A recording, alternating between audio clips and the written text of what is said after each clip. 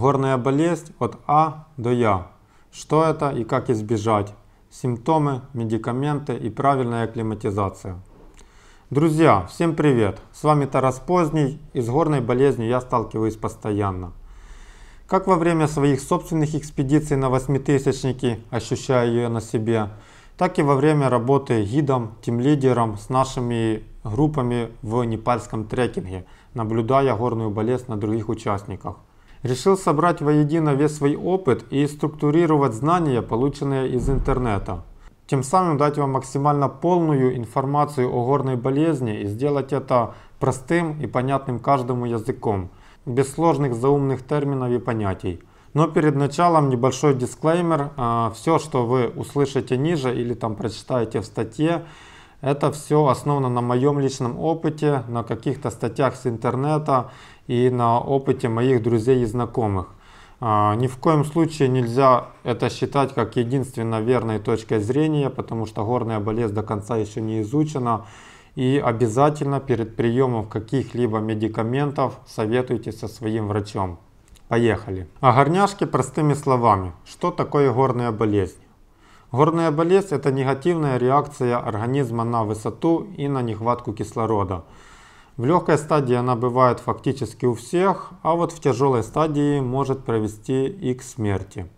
Давайте разберемся, откуда берется горная болезнь. На уровне моря условно это высоты до 1000–1500 метров. Содержание кислорода в воздухе около 20,9%. С набором высоты уменьшается атмосферное давление, и воздух становится тоньше, он становится разряженным. В единице объема молекул кислорода становится намного меньше. Насколько? На высоте 5000 метров это 50% от нормы, а на высоте Эвереста около 8809 это всего лишь 30% от нормы. Что это значит на практике? На практике это значит, что за один вдох мы вдыхаем намного меньше кислорода, чем мы привыкли здесь внизу на нормальной высоте. На низких высотах можно отдышаться, условно при нагрузке у тебя сбивается дыхание, ты останавливаешься и начинаешь учащенно. Но если быстро попасть на высоту больше 3000 метров, отдышаться уже не будет возможным даже в состоянии покоя. Наступает гипоксия. Это нехватка кислорода в тканях, в легких, в мозге. Вы начинаете постепенно умирать. Но в то же время вы скажете, а как же шерпы? Шерпы ведь живут на высоте выше 4000 метров, и они ведь не умирают. Все дело в том, что наш организм может адаптироваться и акклиматизироваться к высоте. Просто ему надо больше времени. Об акклиматизации мы поговорим в конце видео, а сначала давайте разберем горняшку и поймем, кто же в зоне риска. Наверное, я буду повторяться об этом много раз во время видео, что горная болезнь до конца не изучена, и понять, будет ли у вас горняшка или не будет, если вы еще не бывали на высоте, внизу очень сложно. Но есть некоторые тезисы, которые являются весьма условными, но которые чаще всего работают. Первое – это качки. Те, кто качаются в зале, имеют груды мышц, намного хуже переносят высоту. Все дело в чем?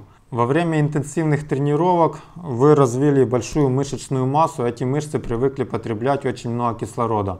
Когда вы поднимаетесь на высоту, мышцы хотят потреблять также много кислорода, объем этих мышц у вас большой.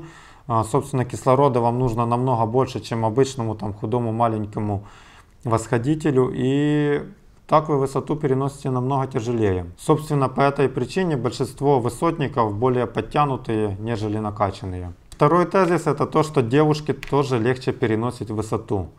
На самом деле, не знаю, насколько он верный, возможно, он тоже грунтуется на первом тезисе, что девушки в среднем менее накачанные, чем мужчины, и у них меньше веса и меньше мышц, которые потребляют кислород. Третье – это с возрастом высота переносится легче. Частично это связано, наверное, с вашим предыдущим опытом. Может, кто-то уже был на высоте к возрасту и уже знает, как правильно акклиматизироваться. А частично, я думаю, это связано с тем, что люди в возрасте ходят медленнее.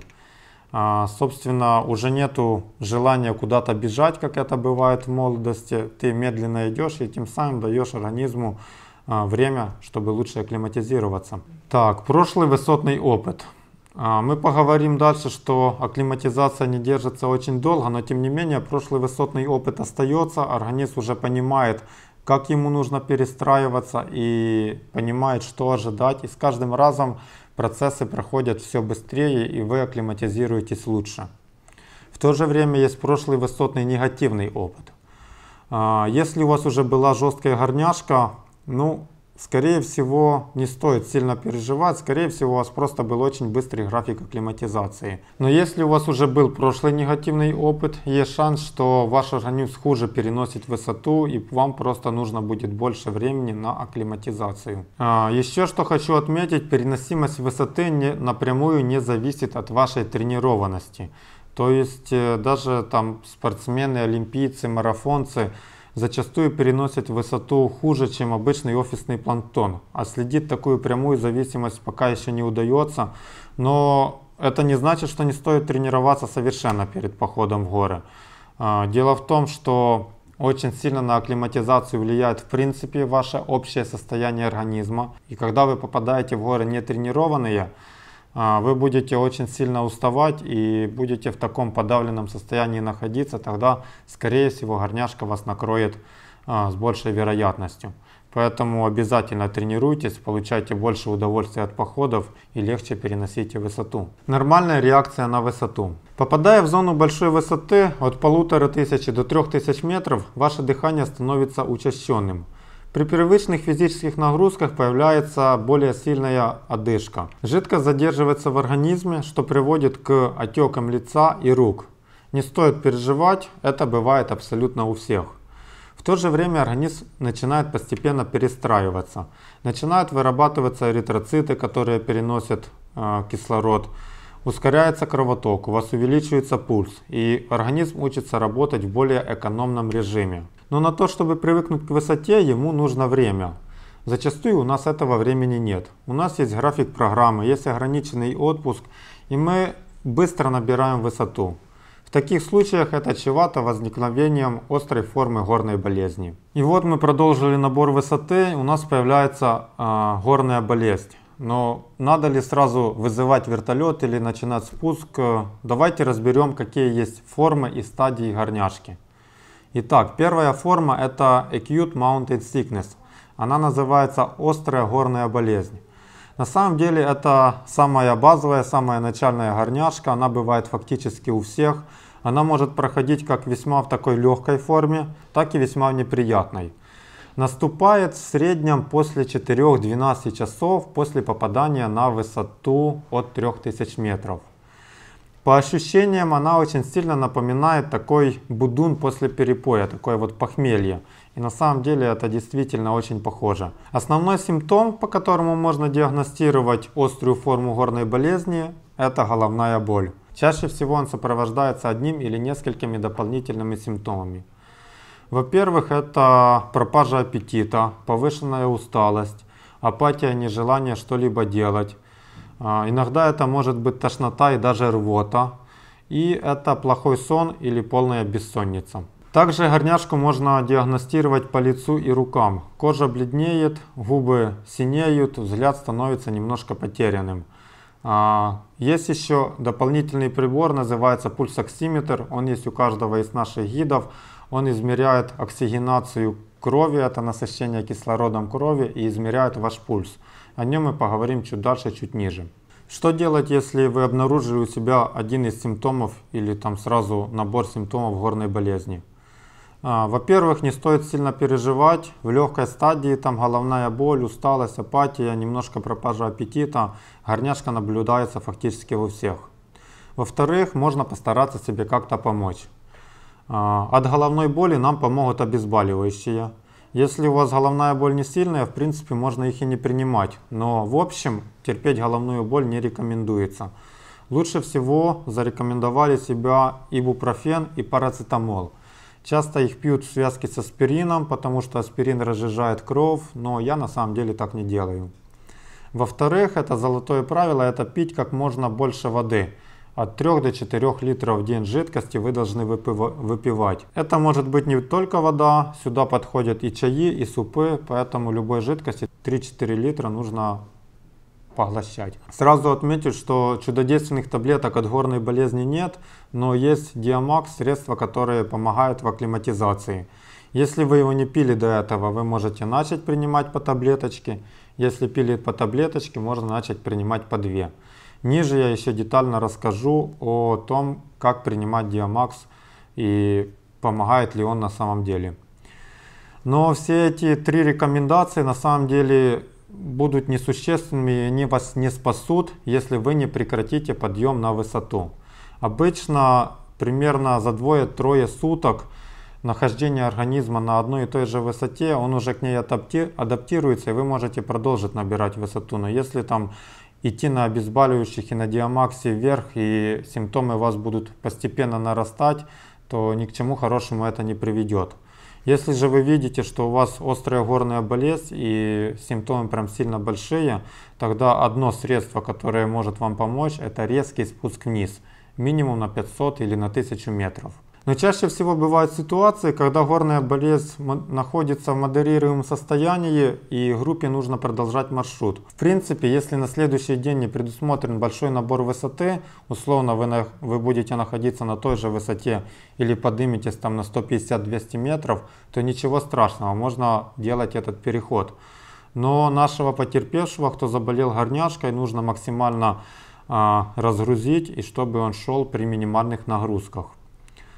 В то же время, если набирать высоту очень резко, то горная болезнь будет прогрессировать, и она чревата развитием отека головного мозга и отека легких. А это уже критические состояния, которые там, в считанные часы могут привести к смерти. Вторая стадия — это High Altitude Pulmonary Edema, это высокогорный отек легких. При каждом вздохе воздух попадает в легкие, а потом в маленькие воздушные кармашки, так называемые альвеолы. У них очень тоненькая стеночка с хорошей проводимостью. Именно здесь кровь насыщается кислородом и идет дальше к сердцу и к другим органам. На высоте с одной стороны увеличивается внутреннее давление, а с другой стороны увеличивается проводимость вот этих самых стенок. Таким образом, в наши альвеолы, в наши воздушные кармашки попадает жидкость. А если в наших воздушных кармашках находится жидкость, то во время вдоха туда просто не может попасть кислород. И таким образом легкие наполняются водой, мы вдыхаем, кислород туда не попадает или попадает намного меньше. И это и есть высокогорный отек легких. Отек легких может развиваться в течение 2-3 дней после попадания на высоту. Давайте рассмотрим симптомы, как его опознать. Во-первых, это повышенная одышка даже в состоянии покоя. Условно человек по-ровному, когда проходит 1-2 метра, он останавливается, он не может отдышаться, перед глазами плывут круги, и даже когда он сидит, он не может нормализировать дыхание. Все время делает такие большие вдохи, и эта одышка не прекращается. Это первый и самый простой признак, поэтому, находясь в группе людей, просто следите друг за другом, нету ни у кого ли такой одышки. Второй признак — это повышенное сердцебиение. Пульс может подниматься до 130, 150, 160 ударов в минуту, опять же в состоянии покоя, не под нагрузкой. При этом сатурация может падать ниже 50%. Человека может лихорадить, повышается температура, иногда она бывает 38-39 градусов Цельсия. При этом синеют губы, бледнеет носогубный треугольник, синеют, бледнеют пальцы рук и ногти. Наблюдается тяжесть в груди, а также присутствует сухой сильный кашель, который впоследствии переходит в мокрый кашель с отхаркиванием таких розовых комочков мокроты. Кроме этого, при вдохах наблюдаются хрипы и есть синдром, так называемый синдром Ваньки-Встанки. Условно, когда человек уже чрезмерно уставший, ему хочется лечь, отдохнуть, потому что в лежачем состоянии ты больше отдыхаешь. Но когда он ложится, больше жидкости попадает в легкие, ему приходится вставать, чтобы она там заняло нижнюю часть легких, и чтобы он хоть как-то мог дышать. И таким образом ему хочется лечь, потому что тяжело, но он тогда не может дышать и приходится вставать.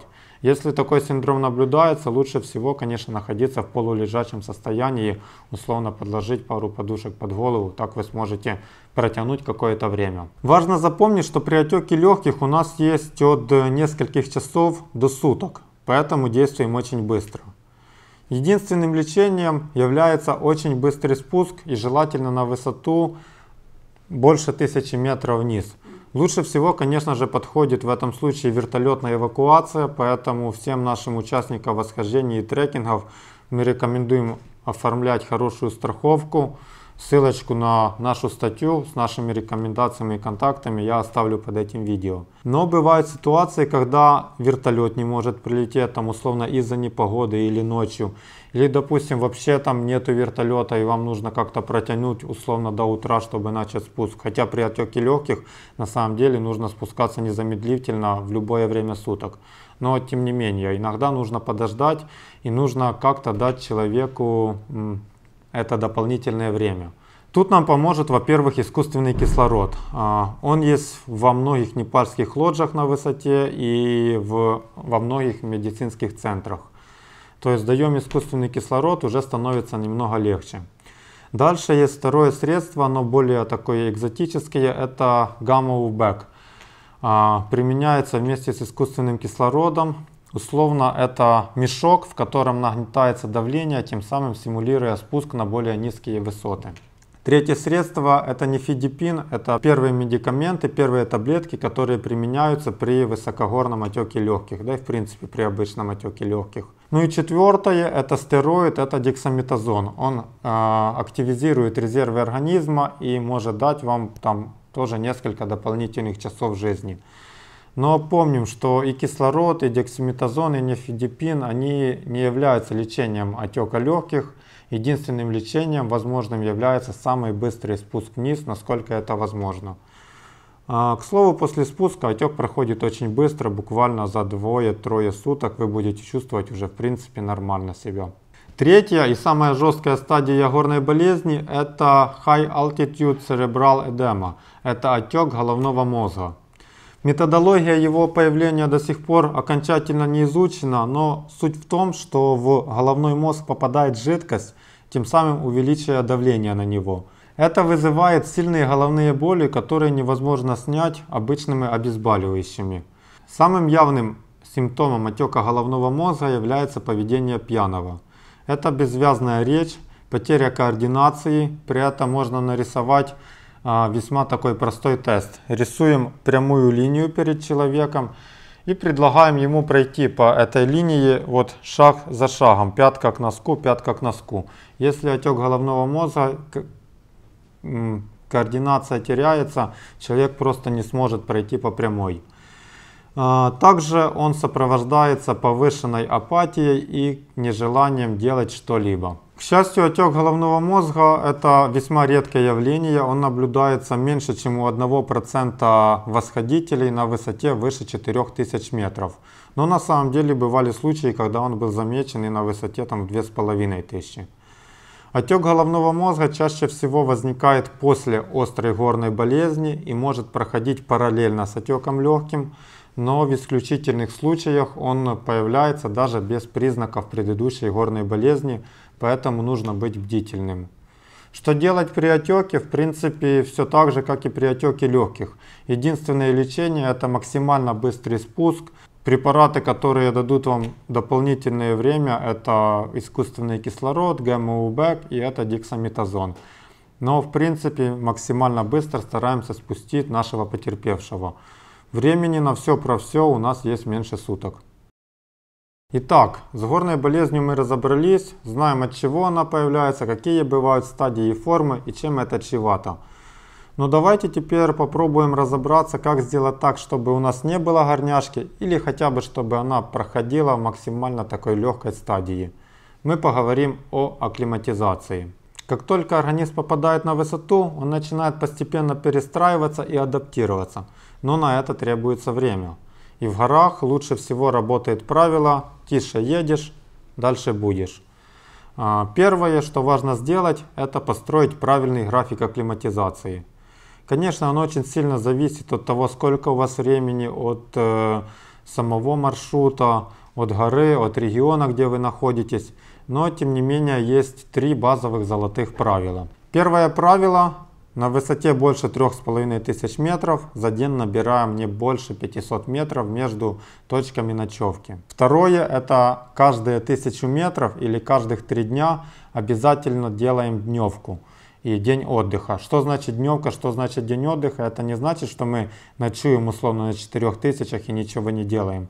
Это значит, что мы 2 раза ночуем на 4, но в день отдыха мы поднимаемся чуть выше, например, на 4500, и спускаемся на ночь обратно на 4. И третье, это золотое правило: ходи выше, спи ниже. Когда мы приходим к новому месту ночевки, мы там, например, разбиваем лагерь или условно заселяемся в лоджию, идем на акклиматизационную прогулку на 150-200 метров. Поднимаемся на новую высоту, проводим там минут 20, организм немножко привыкает и спускаемся ниже к месту ночевки. Таким образом мы как бы горняшку оставляем чуть выше, и спаться нам теперь будет немножко лучше. Бытует мнение, что акклиматизация держится не больше 2-3 недель. Но на самом деле у меня есть исключения, которые основаны на моем личном опыте. Сейчас расскажу такую небольшую историю. В 2016 году в ноябре-декабре я прошел очень большой такой трекинговый маршрут в Непале с 2 восхождениями на Mera Peak 6461, потом перевал Амхулапча 5870 и Island Peak 6189. И около 3 недель я был на высоте выше 4000, но чаще всего это было ближе к 5. После этого я приехал домой, 2 недели побыл дома и отправился в Патагонию, Южная Америка, в трекинг. Мы прошли трекинговый маршрут, который занимал 20 дней с группой. Несколько дней отдохнули в Мендозе. И потом с Ромой, моим напарником по восхождению на Аконкагуа, собственно, отправились с ним на Аконкагуа. В Ромы тоже была предыдущая акклиматизация. Он был тоже, уже прошло примерно там до 2 месяцев назад на Чимборасо. Чимборасо это 6380, то есть высота абсолютная у нас была похожая. И мы пошли вдвоем на Аконкагуа. Аконкагуа это высшая точка Южной Америки, высота 6962.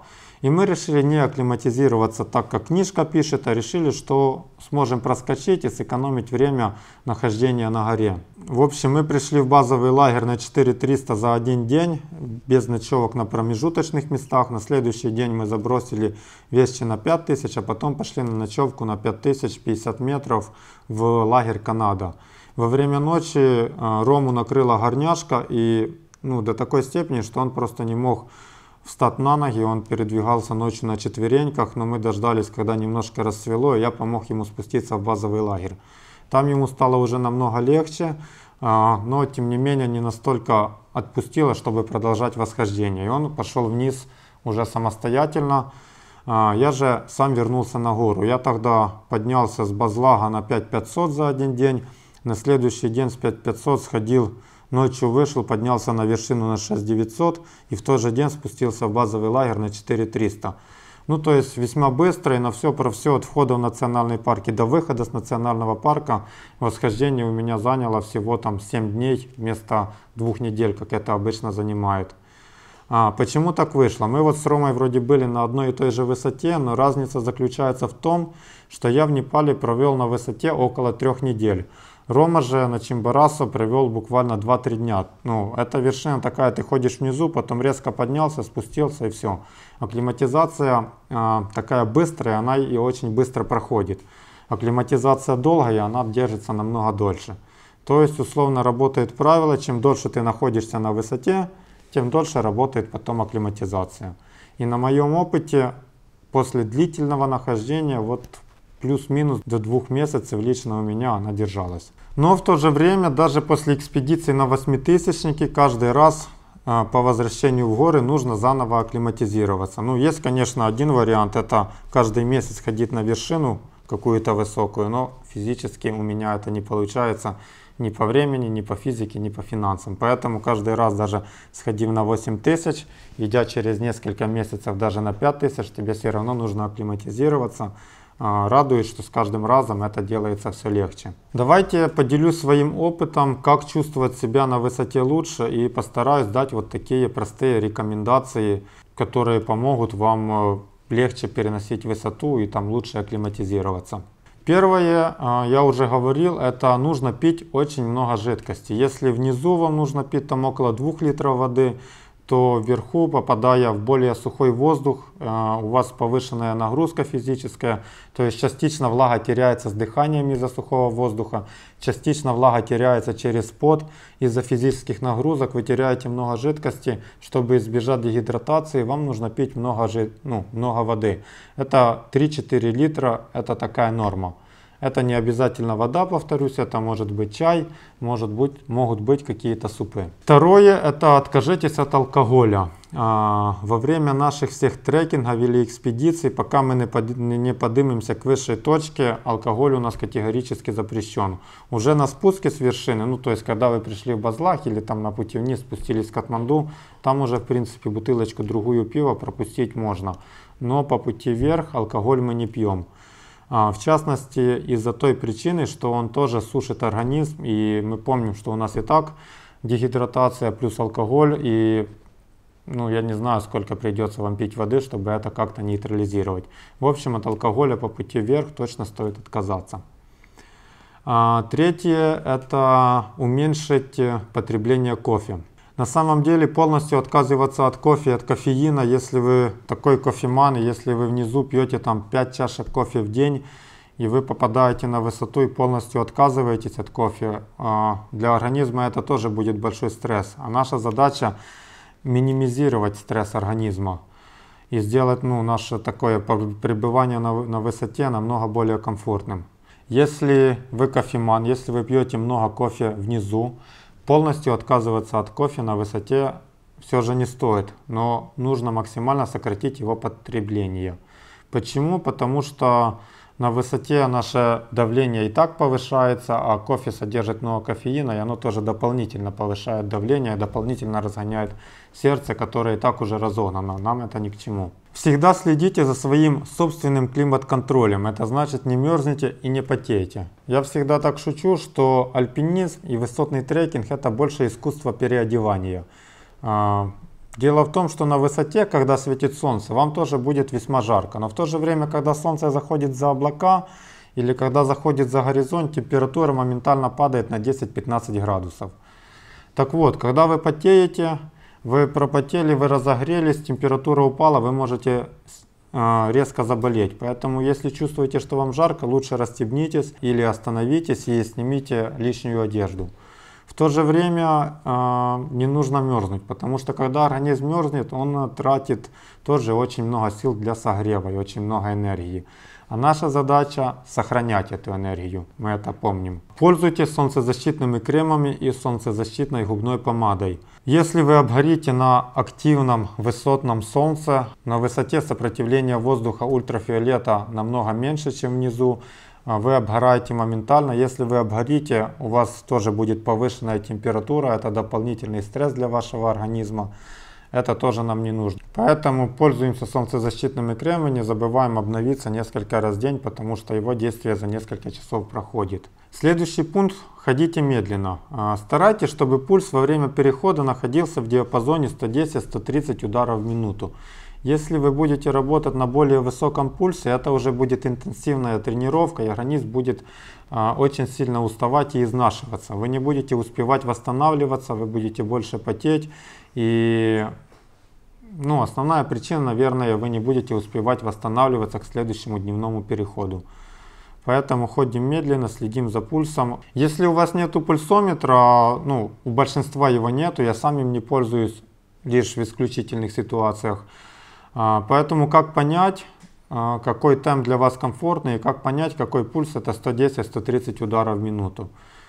На самом деле очень простое правило. Если вы можете во время движения говорить такими длинными и связанными фразами, не сбивая с дыхания, значит это нормальный темп. То есть если вы будете идти поддерживать разговор, значит вы идете в принципе в комфортном темпе, придерживайтесь его и никуда не спешите. Также помним, что нужно достаточно отдыхать, не засиживаться вечерами в лодже там допоздна, до 12 ночи, стараемся раньше лягать, спать и стараемся хорошенько высыпаться.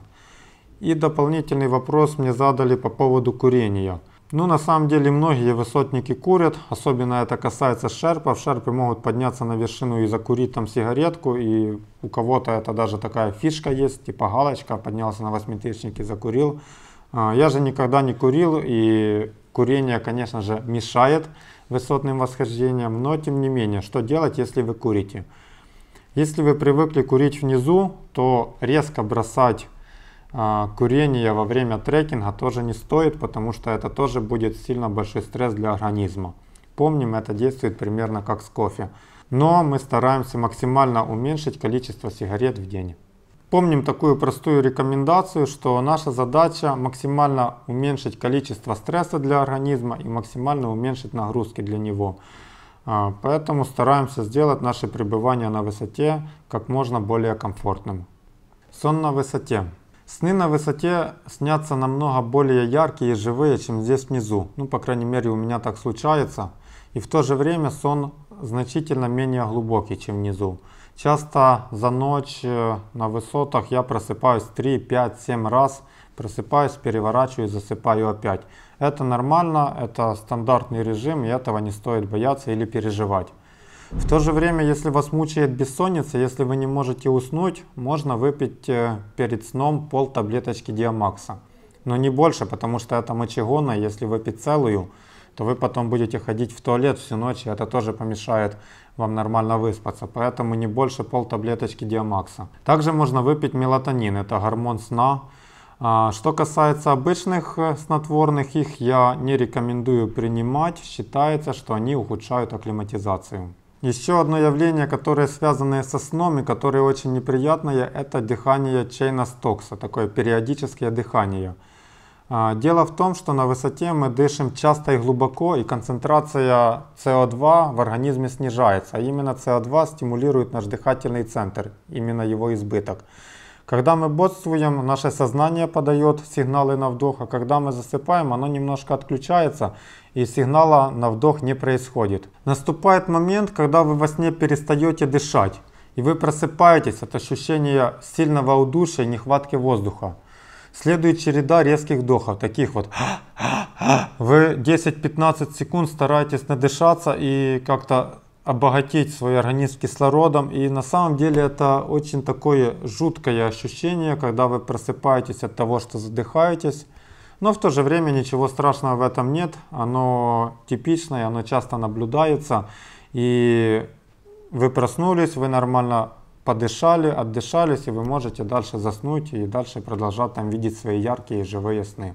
Таблетки от горной болезни. Как мы уже помним, медикаментов или таблеток от горной болезни не существует. Единственное правильное средство — это хорошая плавная акклиматизация или же спуск вниз. Но тем не менее есть медпрепараты, которые помогут нам ускорить нашу акклиматизацию. Таким препаратом является ацетазоламид. По-нашему это Диамакс или Диакарб, и это мочегонное средство. Примечательно, что на постсоветском пространстве пока еще ведутся споры о его эффективности, в то время как западные эксперты все там фактически поголовно рекомендуют принимать Диамакс для лучшей акклиматизации. Вопрос этичности приема Диамакса для улучшения акклиматизации мы оставим за пределами этого видео. Он чем-то похож на вопрос использования искусственного кислорода.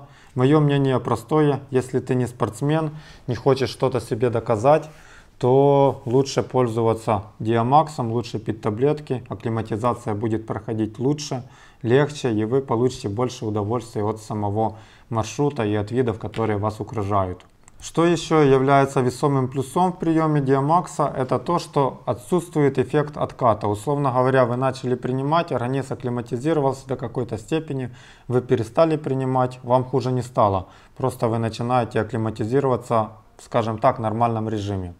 Начать принимать Диамакс стоит за день до выхода на высоту 3000 метров, и минимальная такая действующая доза — это 1 таблетка. Вообще доза может колебаться от 250 мг одной таблетки до 750 мг, это 3 таблетки. Мы начинаем всегда с одной за день до выхода на 3000 метров. Обычно мы принимаем утром, там вместе с завтраком, но в принципе вы можете принимать и на протяжении дня. Главное помнить, что Диамакс это мочегонное средство, и не стоит его принимать перед самым сном. Ну, как я говорил, полтаблеточки можно, но не больше, чем полтаблетки перед сном. Мы принимаем за 2 часа до того, как мы отправляемся спать. На высоте вы и так теряете много жидкости, а с Диамаксом еще больше. Поэтому не забываем пить много воды, чаев и есть там супы, если есть такая возможность. Кроме этого, с мочой мы теряем соли и минералы, в частности кальций и калий. Поэтому тоже рекомендуется параллельно с Диамаксом принимать панангин и аспаркам. Их принимать можно по 1-2 таблетки 2-3 раза в день. Будьте готовы, что примерно через день после начала приема Диамакса у вас начнется покалывание в конечностях. Кончики пальцев будут как будто бы понемевшие. Иногда это щеки, иногда зубы, иногда нос может покалывать, иногда стопы. Его хочется почесать стопу, а там ботинок и почесать невозможно. Это весьма неприятно. Но это такой побочный эффект. Есть еще один побочный эффект. Диамакс меняет вкус газированных напитков на высоте. Я лично не сильно пью газированные напитки на высоте, но поэтому особо с этим не сталкивался и на себе не замечал. Ну, я и Диамакса не сильно много пью. Прекращать принимать Диамакс рекомендуется в день, когда вы достигли максимальную высоту и начинаете спуск. Ну и в принципе, принимать или нет Диамакс вы уже решаете самостоятельно. Я же всем нашим участникам рекомендую его принимать, так вы получите больше удовольствия от самого похода. Есть и другие препараты, которые вам пригодятся на высоте.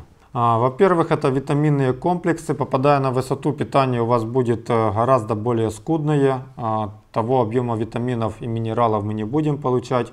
Поэтому примерно за 2 недели до старта вашего путешествия, вашей экспедиции, рекомендую начать пить какой-то витаминный комплекс. Нам нужны калий, магний, кальций, витамины группы В, витамины группы С. И в принципе начинаем пить за 2 недели и пьем во время всей экспедиции. Второе, это обезболивающее против головной боли. Она, как я уже говорил, случается фактически у всех. Лучше всего на нашем опыте зарекомендовал себя ибупрофен и парацетамол. Иногда используют вместе с аспирином, но я так не делаю. Еще одно средство это дексаметазон, стероид. Вам его брать с собой не обязательно, так как он всегда есть в общей аптечке у нашего гида. Но если вы самостоятельно отправляетесь на высоту, на высоты там выше 5000 метров, то тоже позаботьтесь, чтобы дексаметазон был и в вашей аптечке. Еще один вопрос, который я оставил на самый конец нашей большой обширной темы горной болезни, это вопрос сатурации. Сатурация это насыщение крови кислородом. Она измеряется небольшим таким приборчиком, он называется пульсоксиметр, вот буквально такого размера. Он есть у каждого из наших гидов. Как он работает? Попадая на новую высоту, например, пускай это будет условные 4000 метров, мы пришли с 3500 на 4, измеряем 2 показателя. Во-первых, саму сатурацию, во-вторых, мы измеряем пульс. Попадая на новую высоту, наше сердце начинает учащенно биться, пульс вырастает, а сатурация, собственно, падает, потому что организм еще не адаптировался. Вечером мы измерили показатели, запомнили их, а еще лучше записали. Потом мы переночевали. Утром мы по новой измеряем пульс и измеряем сатурацию. Что важно заметить? То, что мы смотрим не на абсолютные показатели, а мы больше смотрим на динамику. Собственно, утром пульс должен снизиться, а насыщение кислородом крови должно подрасти. Это значит, что у нас акклиматизация проходит в нормальном режиме. То есть каждый раз, когда мы набираем высоту, мы повторяем наши измерения каждый день и таким образом наблюдаем, как организм акклиматизируется к высоте. В то же время на высотах около 5000 метров пульс в нормальном режиме может быть и 100, и 110 у кого-то, и это типа окей, ничего страшного. Сатурация может опускаться до 70. На самом деле внизу, если сатурация 70, то за вами сразу же выезжает скорая помощь. Если у вас 70 на 5000, то ничего сверхкритичного в этом нет. Но тем не менее, когда сатурация падает ниже 70, это для меня такой знак, что к этому человеку нужно присмотреться более внимательно. В то же время скажу, что показания пульсоксиметра не является единственным показателем горной болезни. У него есть очень большая погрешность. На разных пальцах он будет показывать разную сатурацию, поэтому стараемся всегда мерять на одном пальце. А еще есть такой фактор, как маникюр у девушек. Если покрасить ногти красным лаком, то это фактически финиш. Сатурацию вам правильную точно прибор уже не покажет. Может вообще не измерить, может измерить что-то совершенно не соответствующее действительности. Поэтому девушек, которые идут с нами в трекинге на высотные восхождения, мы просим оставлять хотя бы один палец не накрашенным для измерения собственного насыщения крови кислородом. В общем, прибор не является единственным показанием высотной болезни. Мы смотрим на показатели прибора. Они заставляют нас, условно говоря, определить больше внимания, но также мы смотрим на внешние признаки и на все те симптомы, о которых я рассказал в этом видео немножко раньше. Друзья, постарался вложить в одну эту лекцию всю информацию о горной болезни, раскрыть все аспекты, все вопросы, постарался сделать это максимально простым и понятным языком. Если вы уже досмотрели до этого момента, то будьте добры, напишите комментарий, было ли вам полезно. Я надеюсь, что так это и было. Не забывайте обязательно тоже подписаться на канал, это будет для меня таким бонусом. Я надеюсь, что после просмотра столь длинной лекции, что она не была такая занудная, потому что мне тяжело так долго говорить. Но тем не менее, я надеюсь, что она была полезная, и что в горы вы станете ходить безопаснее, что будете получать больше удовольствия от самого процесса и будете лучше акклиматизироваться. Поэтому до встречи в горах, и если в горы, то с кулуара.